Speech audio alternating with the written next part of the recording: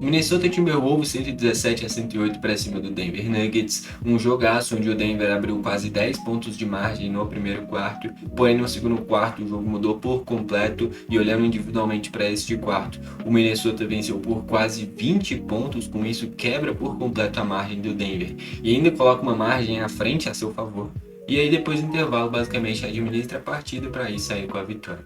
Eu vou comentar sobre esse jogo aqui nesse vídeo. Só antes destacar que eu tô fazendo esse vídeo basicamente 4h10 da manhã dessa segunda-feira e eu trago um vídeo novo todo dia. Então já queria pedir para você me seguir e curtir aí o vídeo, tá bom? Destacar ainda que eu tenho dois canais sobre NBA, que é o 21 NBA Club e o 42 NBA Club.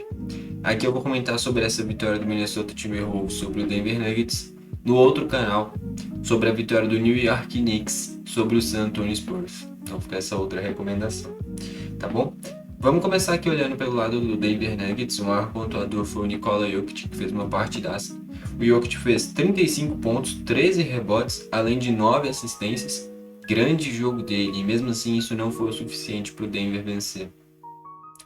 O Jamal Murray teve 25 pontos, além de 5 rebotes e 4 assistências, mas teve 9 de 22 nos arremessos. Não é um aproveitamento muito bom.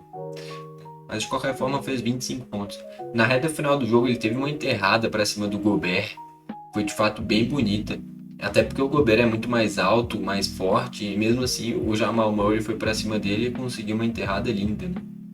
Mas enfim, isso não foi o suficiente para o Denver. Depois desses dois protagonistas do time do Denver Nuggets, o Christian Braun fez 15 pontos além de 6 rebotes. E aí os outros dois titulares muito mal. O Strater fez apenas 2 pontos e o Cameron Johnson é a grande decepção do Denver dentro do jogo. Em 23 minutos, ele ficou zerado, tendo 0 de 6 nos arremessos. Muito mal no jogo. Um cara que é importante nessa pontuação para te entregar ali 10, 15 pontos. Ficar zerado de fato é muito ruim. Nessa troca com o Brooklyn Nets, onde veio o Cameron Johnson para o Denver Nuggets e foi o Michael Porter Jr. para o Brooklyn Nets, o Cameron Johnson virou um cara no Denver Nuggets que não consegue render o que se esperava, e já o Michael Porter Jr. virou o nome do time do Brooklyn Nets, né? O Michael Porter Jr. é um cara mais experiente, mais pronto, e o Cameron Johnson é um cara que é muito bom jogador, mas que é mais jovem. E aí o Cameron Johnson tá sentindo muito esse peso de jogar em uma equipe mais forte, né? Porque é muito fácil você jogar no Brooklyn Nets. Você vai arremessar 20, 30 vezes por jogo. Se você perder, beleza, tá todo mundo acostumado. Agora no Denver Nuggets é um time que é mais forte, briga por mais coisas. Você não é o protagonista, você tá ali e tem que ser efetivo. E aí um jogo desses pesa. Um jogo muito ruim do Cameron Johnson. Enfim. E aí a gente vai para os bancários. O Holmes ficou zerado. O Tim Hardaway Jr. veio muito bem do banco com 17 pontos. 5 de 6 nos arremessos, quase que 100%. Muito bem, grande jogo dele. O Naj fez 2 pontos. O Valanciunas 2 pontos além de 5 rebotes. Bruce Brown com 6 pontos além de 4 rebotes. O Pickett fez 4 pontos. E o KJ Simpson ficou zerado, fechando assim os bancários do Denver Nuggets. Vale destacar de desfalques importantes, não teve o Peyton Watson, que vem fazendo uma grande temporada. Não teve o Spencer Jones, que é um cara que agrega bastante nessa rotação. E não tem já faz um tempinho o Aaron Gordon, que seria o terceiro grande nome desse time, depois do Jokic e do Jamal Murray. Então, 3 desfalques importantes, né? Os principais, né, sendo o Peyton Watson e o Aaron Gordon, seriam caras importantes para esse time, né? E desfalcaram o Denver Nuggets. No geral, a grande questão aqui é que o Jokic jogou demais, o Jamal Murray até foi bem, só que o restante do time ficou devendo, né? E aí não tem como 2 jogadores ganharem um jogo sozinho.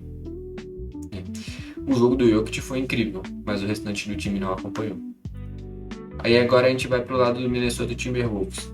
O cestinho do Minnesota foi o Anthony Edwards, ele fez 21 pontos, além de ter dado 6 assistências. Um jogo ok, tá longe de ser uma grande atuação do Edwards. O time do Minnesota Timberwolves, no geral, foi um time mais coletivo, né? Então, enquanto muito da pontuação do Denver estava concentrada em Nikola Jokic e Jamal Murray, aqui do Minnesota a maioria da pontuação foi toda bem distribuída entre diversos jogadores. Então foi um time mais coletivo do Minnesota Timberwolves, né? Enfim, depois do Edwards, o McDaniels contribuiu com 20 pontos, tendo 9 de 12 nos arremessos, aproveitamento muito bom. O DiVincenzo fez 17 pontos, além de 5 assistências. O Julius Randle, 14 pontos, 9 rebotes, além de 7 assistências, quase um duplo-duplo, né? A pontuação não foi lá essas coisas, mas colaborou bastante com rebotes e assistências. Fechando os titulares, o Rudy Gobert fez 7 pontos, além de 15 rebotes. 7 pontos é uma pontuação baixa, mas o Gobert não é um cara que ofensivamente te entrega muito. Porém, ele pegou 15 rebotes, né, cara? Ele é um cara muito alto, muito forte fisicamente, né?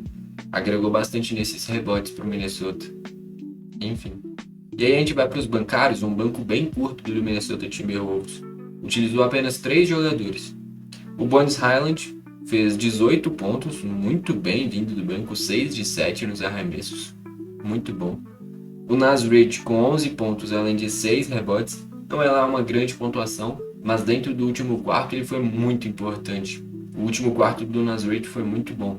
Eu diria que desses 11 pontos, ao menos uns 8 deve ter sido no último quarto. O último quarto dele foi muito bom, agregou bastante para o Minnesota Timberwolves. E fechando os bancários, o Dosunmu, que veio do Chicago Bulls, na troca em que o Dillingham foi para lá, né? E o Dosunmu te entregou para o Minnesota Timberwolves 9 pontos, além de 4 assistências também. Enfim, é impressionante porque foi um banco bem curto, né? Uma utilização de poucos jogadores dos bancários do Minnesota, mas que essa estratégia deu certo. Enfim, no geral, um jogo onde o Jokic jogou demais, só que o coletivo do Denver não foi tão bem. O Cameron Johnson, principalmente, ficou devendo muito. E aí, do lado do Minnesota Timberwolves, não teve nenhum grande destaque, mas uma pontuação muito bem distribuída. O Edwards foi o cestinha com 21 pontos, o Gobert pegou 15 rebotes, o Julius Randle te entregou 9 rebotes, além de 7 assistências. No geral, o coletivo do Minnesota Timberwolves foi muito mais fluido, fluiu muito mais do que o do Denver Nuggets, né? O Denver até começou bem, que nem eu falei, abriu praticamente 10 pontos de margem no primeiro quarto. Só que no segundo quarto o Minnesota foi avassalador. O Minnesota venceu o jogo no segundo quarto, onde venceu individualmente este quarto por quase 20 pontos, cara. Aí que nem eu falei no início do vídeo, quebrou a margem do Denver e ainda conseguiu colocar quase 10 pontos de vantagem. E a partir daí foi controlando o restante do jogo. O Denver até ameaçou, né? Ameaçou em alguns momentos no último quarto, mas quando parecia que ia encostar, o Minnesota retomava e ampliava de novo a margem. No final das contas, vitória do Minnesota Timberwolves. Bom, foi esse o vídeo. Valeu e falou!